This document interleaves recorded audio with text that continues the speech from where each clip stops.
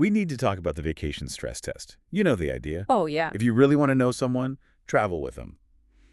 Share a tiny rental car for 6 hours and see what happens. It's the ultimate social pressure cooker, right? You take away all the normal routines, you add maybe a little sleep deprivation, a missed flight. And the mask slips. Yeah. The polite, everyday mask just, it comes right off. It does. I mean, I had a friendship end over splitting a dinner check on a trip once.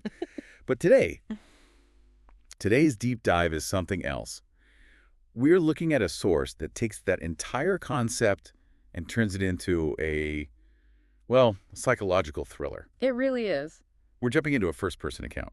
It's titled Betrayal in the Mountains, and it's written by a guy named Alex. And this isn't about the chip. This is about a golden group of 6 best friends. They go into a luxury cabin, and they come out completely destroyed. And that's what's so fascinating here. We're not just gossiping about a breakup. We're analyzing the mechanics of what is essentially a double betrayal. Spouse and best friend, the worst kind. Exactly. And of a simple party game of all things was weaponized to just blow the whole thing wide open. Okay, so before we get to the fireworks, we have to set the scene. We have to know the players because this group dynamic is so crucial. It is. It's a textbook, perfect social circle. You've got the narrator, Alex, and his wife, Sarah. Right.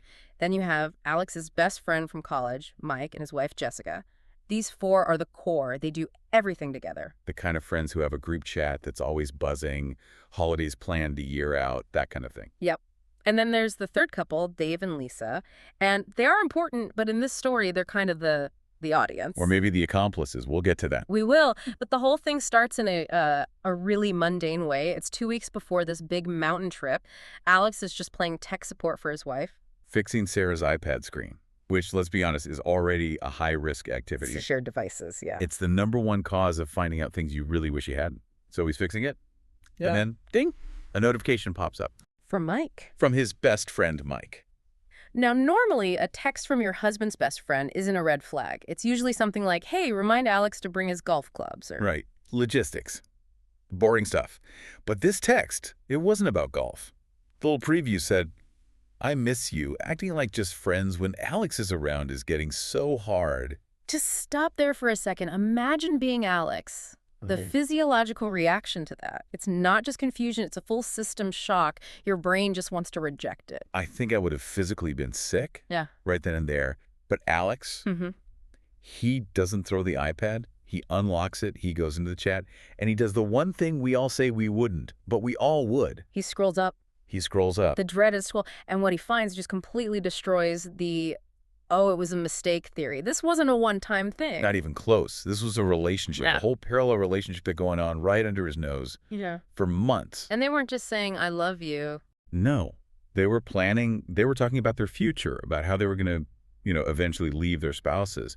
But the part that made my blood run cold was how they talked about Alex and Jessica. And this gets into a really interesting psychological concept. It's sometimes called duping delight. Duping delight. Yeah, it's the thrill people get from the deception itself, from getting away with it. And in the texts, Sarah calls Alex oblivious. Mike literally brags that Jessica has no idea because they're such good actors. It's so cruel. It's one thing to cheat. That's awful. But it's another thing entirely to turn your partner into the punchline of an inside joke with your lover. They were high-fiving each other for being good liars. That's the difference. This moves beyond simple infidelity and into active humiliation. They created an us versus them. By calling them oblivious, they were making themselves feel smarter. Superior. Exactly. They devalued their partners to justify what they were doing. So Alex is just sitting there reading all of this. I think 99% of people in that moment, you wake up the house. You start screaming. The crime of passion response. It's cathartic, maybe, but it's messy. They get to control the narrative. Alex does something else. Something chillingly controlled. What's he do? He takes screenshots of everything, sends them to himself, and then he puts the iPad back. And he says nothing. He goes full Cold War spy mode. He creates what's called an information asymmetry. He knows everything, but they have no idea that he knows. And that gives him all the power. The next day, he calls Jessica, Mike's wife, and he asks to meet her at a park. Oh, that meeting. Can you even imagine sitting on a park bench watching kids play and having to say, hey, look at my phone. Our entire lives are a lie. It's a level of devastation that's hard to imagine, but Jessica's reaction is what really turns this into a revenge epic. What does she do? The source says she didn't scream. She cried silently for a few minutes, wiped her tears, and then she says, "We are still going on that trip, and we are going to finish this." See, I don't get that. I really don't. Why? Why would you put yourself through a weekend in a cabin with the two people who just stabbed you in the back? It's torture, yes, but it's also verification. It's also a strategy. A strategy for what? Think about it. When you've been lied to for that long, you start to doubt your own reality. By going on the trip knowing the truth, they get to see the whole performance without the blinders on. They get to watch them. So they're collecting evidence, studying them. Exactly. And if they blow it up right there at the park, Mike and Sarah get to spin the story. Oh, it was just texting, you're overreacting, you're crazy. By waiting, Alex and Jessica control the moment of detonation. They choose the time and the place. When there's nowhere to run. Precisely. So they all pack their bags, they drive up to the mountains, Yeah. and Alex says the atmosphere in that cabin was just suffocating. Well, of course, it's a pressure cooker. You have these two different realities happening at the same time. On the surface, it's board games and wine. Right. But underneath, Alex and Jessica are just watching.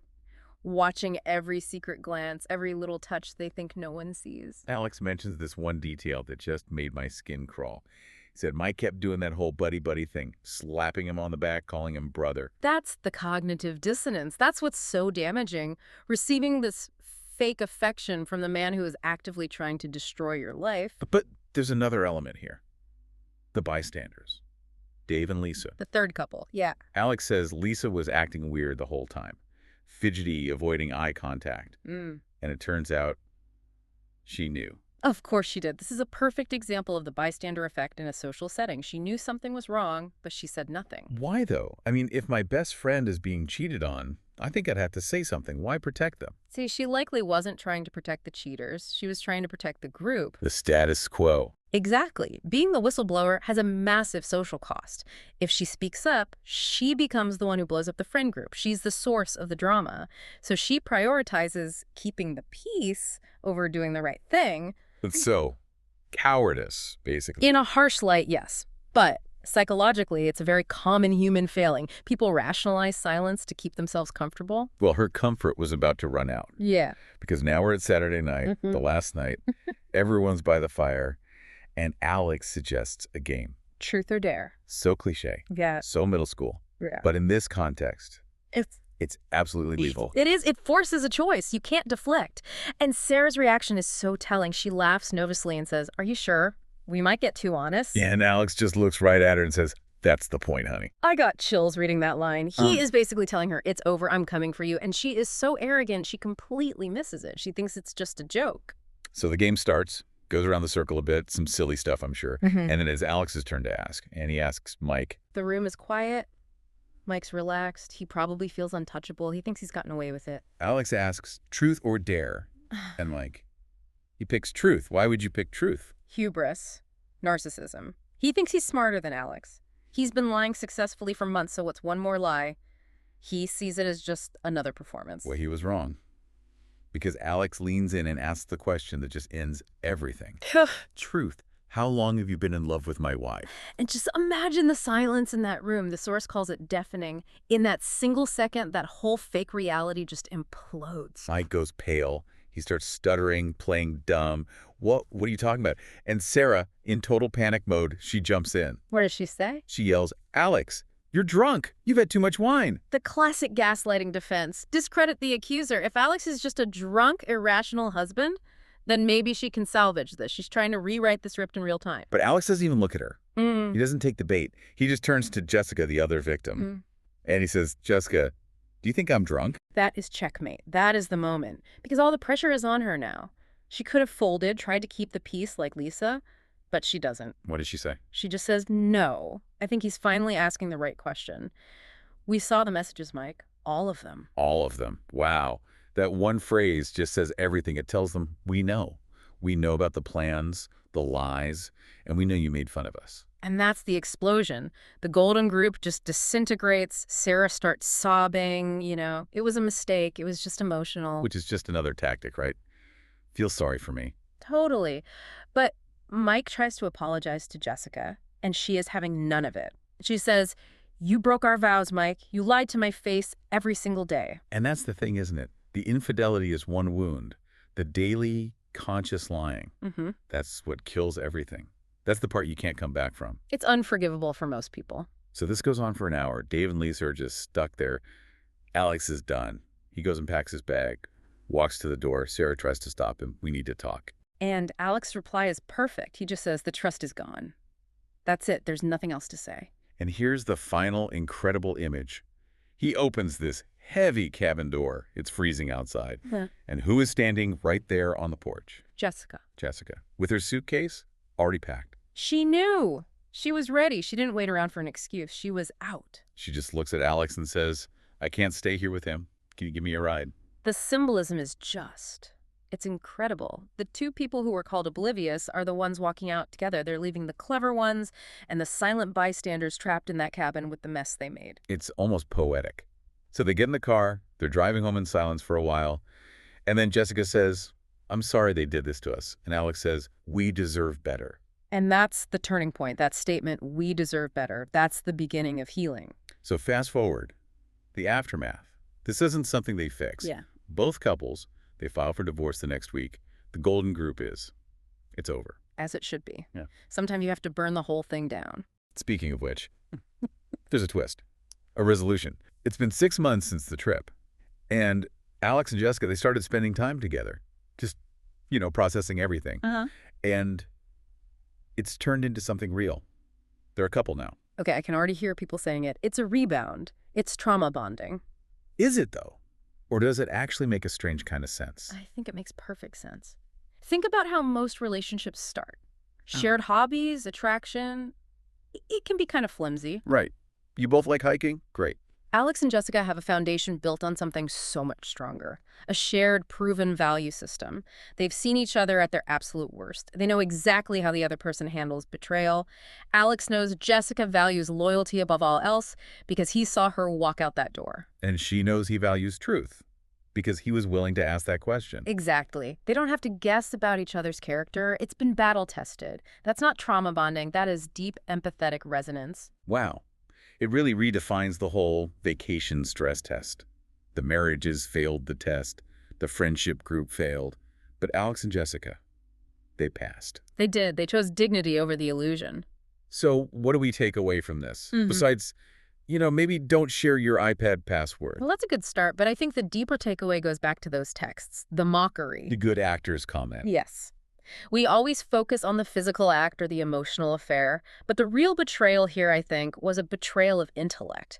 The cheaters operated under one core assumption. That their partners were stupid. That their partners were too stupid to figure it out, and that is the ultimate insult. Not just, "I don't love you, but I don't respect you. I think you're a fool." And that arrogance, that's what made them sloppy. It's always the fatal flaw.